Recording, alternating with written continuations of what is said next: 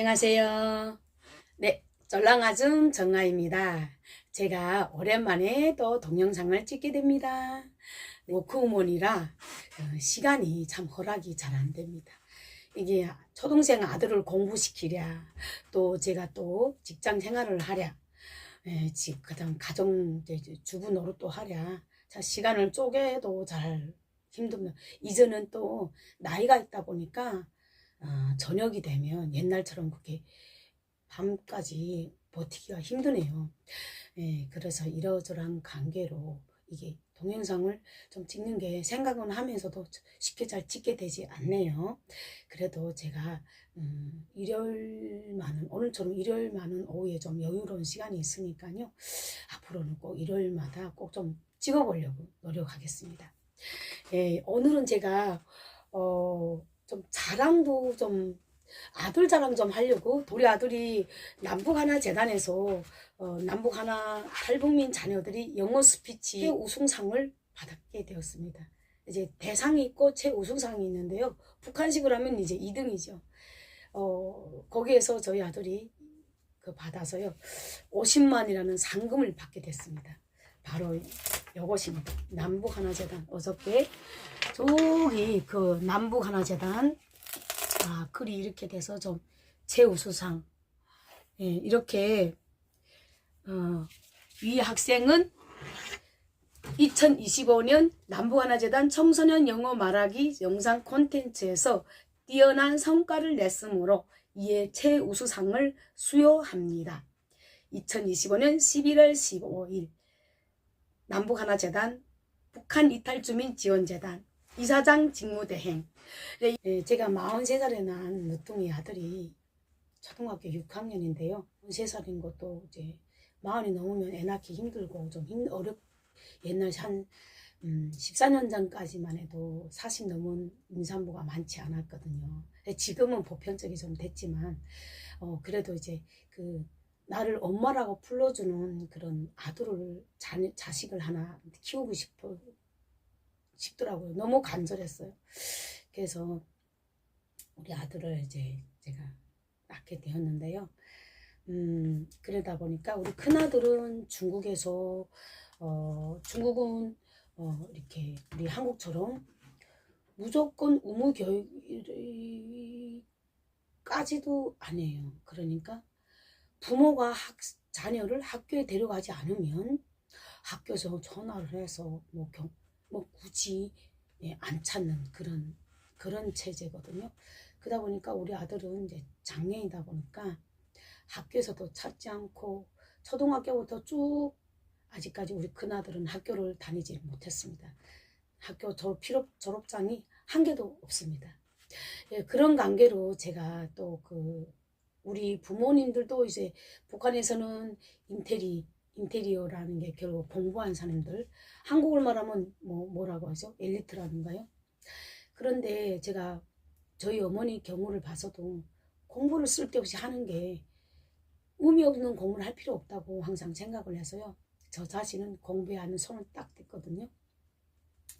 그래도 이제 피는 못 속이는 것처럼 제가 저희 아들은 둘째를 낳고 보니까 큰애를 공부 못 시키는 게 조금 한이 되더라고요. 그래서 둘째에게는 좀 약간 뭐라 할까 대리 만족 같은 그런 마음이 없다고 하면은 거짓말인 것 같아요. 제가 우리 부모님 삶을 봐서 공부를 안 하기도 했고 안 하고 공부를 특히 저는 잘 하지를 않았고 공부해야 될 의미를 못 찾았기 때문에 공부에 그렇게 막 전심을 안 써뒀던 것도 있고요. 제가 이렇게 키우면서 학교도 못 보내고 그 서름이 그 좌절감이랄까 그 자괴감이랄까요, 그런 게 너무 이 가슴에 꽉 차 있어서요. 제가 조금 대리만족 삼아 저희 작은 아들에는 좀 공부를 잘 시켜보려고 이제 마음 먹었다기보다는 이미 마음에 그런 마음이 자리 잡고 있더라고요. 나 대신 또 언니 큰아들 대신이라는 이런 기대감이 그러니까 대리만족하면서 또 기대감. 예, 이런 마음이 완전히 없다고는 또 제가 말 못하겠더라고요. 그래서 우리 큰아들이라도 좀 공부를 했었으면은 제가 작은 아들한테 이렇게까지 신경을 공부에 대한 그 기대감을 많이 안 할 수도 있을 것 같더라고요. 왜냐면, 예, 그래서 보통 엄마들이 보면 큰애를 그렇게 공부 많이 시키면 둘째는 크게 공부를 안 시켰다고 막 그렇게, 예, 그런 분들도 많더라고요. 근데 이제 그만큼 자녀 공부시키는 게 진짜 너무 힘든 거예요. 차라리 내가 뭐 말지 이런 식이죠. 뭐. 그래서 그래요 이제 교수님들 선생님들 자녀들이 오히려 공부를 그렇게 막 썩 잘하죠. 머리가 나빠서 아니라 그런 부모들도 그렇고 자기 자신들이 공부하는데 지쳐서 자녀들 공부하는 데를 신경 쓸 겨를이 없는 거예요. 육체적 제한하고 정신적 제한이 또 이 두 가지 외부 요인이 작용해서 이렇게 자녀 교육에도 이제 영향을 미치더라고요.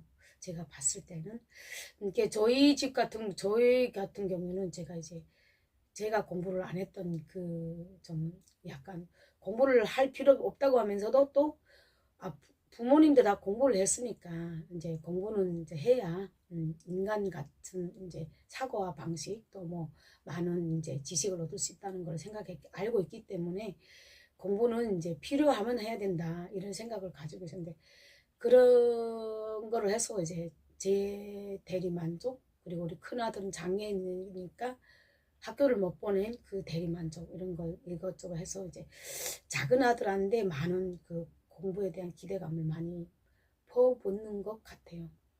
어릴 때부터 한 5살까지는 크게 공부를 뭐 안 시켰어요. 뭐 학원에도 안 보내고 뭐 6살부터는 태권도 학원에만 2년 보내다가 8살부터는 뭐 피아노 학원 뭐 그냥 남들 보내니까 우리도 집에 와서 애가 혼자니까 심심해서 학원에 가서 1시간씩 놀다 오라 이런 걸 해서 피아노 학원도 2년 뭐 다니다가 근데 이제 제가 중국어를 중국에서 자습해서 중국어를 나름 좀 합니다. 물론 나이 들어서 공부하고 정기적인 수업을 안 받았기 때문에 제가 성조 이런 데서는 좀 틀려요. 원래 이제 조선 격포분들도 완전 어릴 때부터 잘하지 않으면 중국의 성조는 이게 습관성이 많아요. 그래서 처음부터 들으면 이거 잘하면 진짜 어렵더라고요. 저희 사촌 언니도 중국에서 북한에 살다가 28에 중국 베이징에서 이제는 뭐 50년째 살고 있는데 우리 언니도 같은 얘기를 하더라고요. 성조가 가끔 틀린다고. 특히 이제 단어를 얘기할 때, 긴 문장을 얘기할 때는 성조가 괜찮은데요. 그래서 저희 아들을 제가 공부를 우선 먼저는 영어를 공부를 시켰어요. 왜냐하면 영어가 보편적인 외국어잖아요. 한국에서는 전 세계 제1 외국어나 같으니까 우선 영어를 먼저 시켜서 이 중국어하고 영어하고 좀 비슷한 면이 있거든요. 영어에도 발음교라는 게 있잖아요. 읽어야 되는 발음교. 중국어는 중국어를 읽을 수 있는 중국어에도 중국어를 읽을 수 있는 핑인 발음기호가 있는 거예요. 그러니까 이런 면에서부터 비슷하고요. 중국어 핑인은 영어 ABCD를 이제 가지다가 이렇게 핑인을 만들었기 때문에 까딱 잘못하면 이게 중국어하고 영어를 같이 헷갈리게 되더라고요. 그래서 어느 정도 중국어, 영어 이에 대한 구분이 갈 때 다른 또 두 가지 언어를 같이 가야 되겠다 생각을 해서요. 처음에는 제가 우리 아들 영어만 가르쳤어요. 한 7살까지. 7살, 7살까지는 8살까지인가? 영어만 가르쳤어요. 7살, 8살까지 한 2년 정도 가르치니까 저희 아들이 좀 어느 정도 이제 영어에 대해서 인식이 있고, 그리고 이제 8살 되고 학교를 두고 가니까 그때는 영어를 이제는 한 2년, 3년 하다 보니까 얘가 영어에 대한 이게 인식이 많이 들어오더라고요. 그래서 학교를 다니고 하니까 조금 머리가 터서 그래서 8살부터인가 중국어를 또 다시 배워주기 시작했어요. 중국어 핑인이 우리 영어 ABCD는 중국어 핑인으로는 뻐, 퍼, 뭐, 떠 이런 식으로 시작하거든요. 그러면 이에 대한 차이를 인식이 될 때가 한 8살 되니까 인식이 좀 되더라고요. 그래서 그때는 중국어를 시작했고 이렇게 해서 저녁마다 진짜 긴 시간을 안 하고요. 그냥 저녁에 밥을 하면서 자기 전에 밥하고 밥 먹고 자기 전에 한 1시간씩만 애한테 투자했어요. 먼저 빙인을 매일 조금씩 조금 이런 방법으로 영어도 그럴 거예요. 그런데 이 방식을 거의 공부를 방법은 여러 가지로 이것저것 바꿨지만은 공부를 거의 매일, 특히 외국어는 하루에 왕창 많이 하는 것보다 수학 문제하고 다 수학 공부하고 다르거든요. 매일 10분에서 15분, 뭐 최고 길어서 30분을 한 초과했거든요. 그렇게 해서 그냥 매일 하는 게 뭐 토익 일요일이라고 안 하는 것도 아니고 꾸준히 이렇게 해서 저희 아들이 또 언어에 대한 기능이 좀 머리가 있는 것 같더라고요. 그래서 제가 하나를 가르치면 뭐 둘셋도 깨우치고 특히 제일 많이 또 도움이 됐던 거는 유튜브에서 영어 파닉스도 우리 아들이 본인이 알아서 이제 막 조금 배워주니까 그 다음부터 자기가 알아서 업그레이드 시키고 중국어는 만화를 많이 보이게 해서 중국어 만화를 아예 그냥 한국말이 안 나오는 거 모르든 말든 그냥 그냥 듣게 했어요. 그 다음에 영어도 그렇고 영어 중국어는 중국의 선어공이라든가 중국어로만 나오는 선어공이라든가 애니까 만화를 많이 보여줘. 그리고 노래를 많이 가르쳤어요. 중국어 된 노래를 많이 가르치고 애들한테 재미로 이렇게 언어를 가르쳐야 되니까요.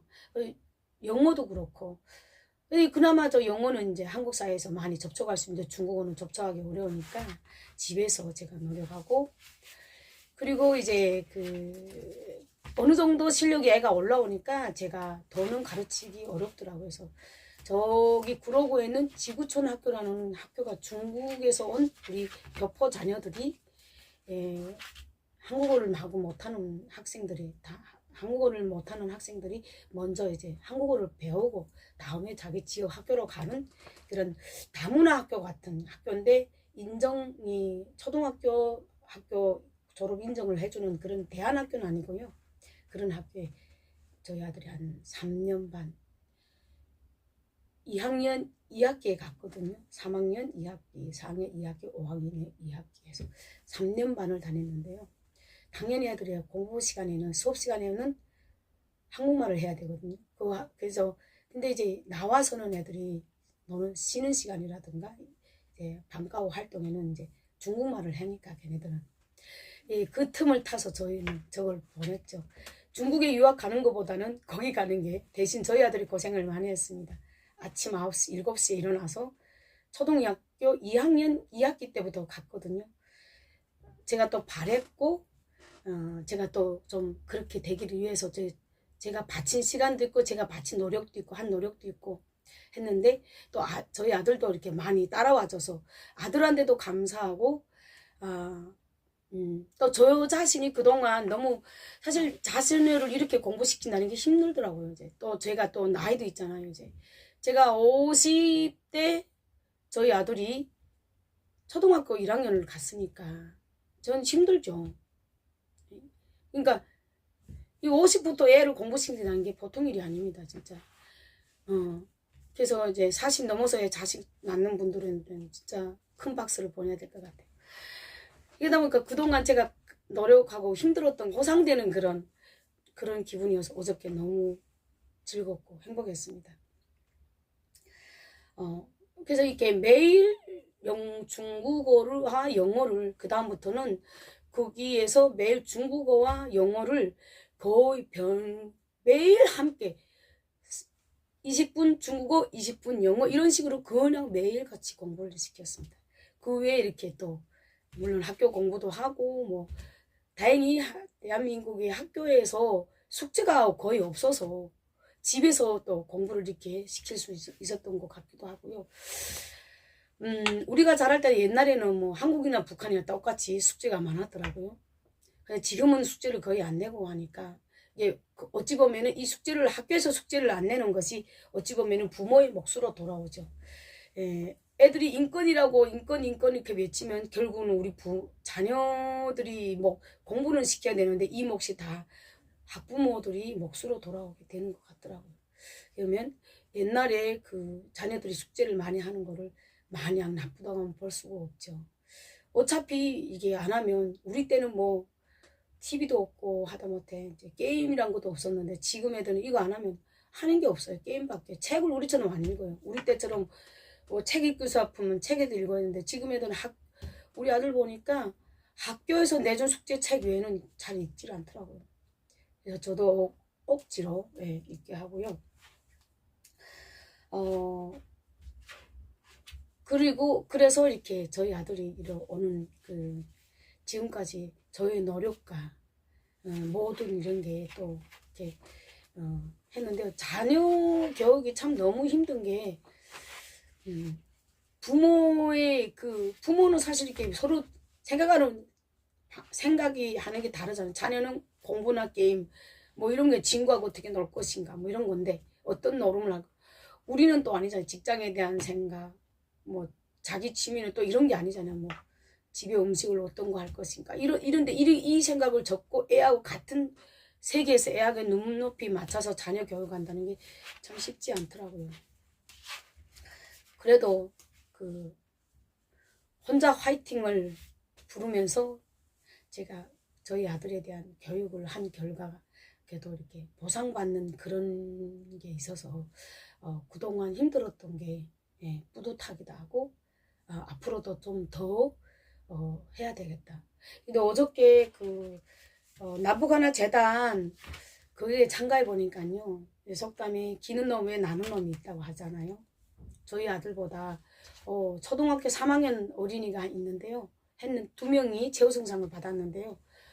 초등학교 3학년 여자 학생인데 제 듣기로는 어떻게 우리 아들보다 더 또랑또랑 똘똘하게 얘기 더 잘하더라고요. 그래서 그 다음에 이제 대상은 고등학교 1학년 형아였더라고요. 확실히 이제 대장답게 잘하더라고요. 그래서 또 이 남북 이런 수상이 또 잘했다고 해서 주는 그것도 있지만 또 앞으로도 더 열심히 해야 된다는 어찌 보면은 이제 채찍 같은 역할을 하지 않겠어요? 그래서 저는 이제 이걸 제 상고를 받아서 좋긴 하지만 또 가서 저희 아들이 너보다 자신보다 더 잘하는 사람이 있다는 것을 안다는 게 또 그걸 알게 돼서 너무 좀 한편은 좀 기뻤어요. 왜냐면 약간 의미가 있었어요. 왜냐면 자기보다 나보다 잘하네? 내가 좀 더 잘해야 되겠네? 이런 그 질투심 같은 동기부여가 생길 수 있는 계기여서요. 애들은 애들이니까 저희 아들은 수재가 아니거든요. 그래도 천재도 아니고 수재도 아니고 인재도 아니고 그냥 조금 좀 공부 잘하는 학생인데요. 이런 애들은 뭐 동기부여를 해줘서 이게 질투와 동기부여가 이제 같이 합력을 해서 이제 애를 공부할 수 있는 그런 곳으로 이끌어야 되는데 이거를 또 부모가 또 잘 보고 어떻게 이끌어주는가가 참 중요하겠더라고요. 저의 삶만 생각하고 저희 아들에 대한 교육을 좀 등한시했으면 우리 아들이 지금의 오늘의 이 성적이 나올 수가 없을 것 같아요. 네. 그래서 우리 엄마들이 힘들지만 또 자녀를 키운다는 게 또 부모의 의무가 있는데 그냥 밥만 먹이는 게 아니라 또 힘들어도 자녀가 잘 되면 뿌듯함이 자녀가 잘하면 부모의 공로가 사실 되거든요. 그래서 우리 엄마들이 저와 함께 같이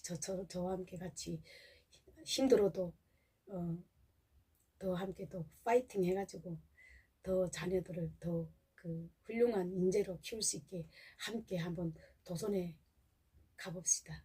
오늘 여러분들한테 자랑하지 않으면 제가 손해보겠더라고요. 그래서 오늘 또 이렇게 동영상 켜고 우리 여러분들한테 자랑하게 되었습니다. 네, 저의 그 아들을 많이 응원해 주시고 또 여러분들의 자녀분들도 또 많이 응원해 주시고 해서 우리 대한민국의 멋있는 그 인재도 자라나게 되기를 간절히 바라겠습니다. Now, the topic I want to talk about today is if our country is unified, then what would our travel in North Korea? Okay. And lastly, I want to go to my maternal grandfather and grandmother's grave.